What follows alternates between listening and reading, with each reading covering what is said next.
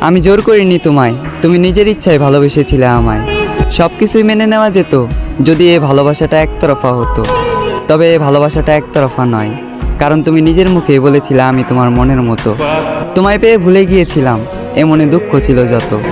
থাকতে পারবো না জেনেও তুমি চলে গেলে, কষ্ট পাবো জেনেও তুমি মন ভাঙলে। শরীরে দিলে বিচ্ছেদের ডাক, হৃদয় করলে ক্ষত। তবে এখানেও আমি তোমার দোষ দিলাম না, দোষ দিলাম নিজের ভাগ্যের, আর ধরে নিলাম এ দুঃখ আমার জন্মগত।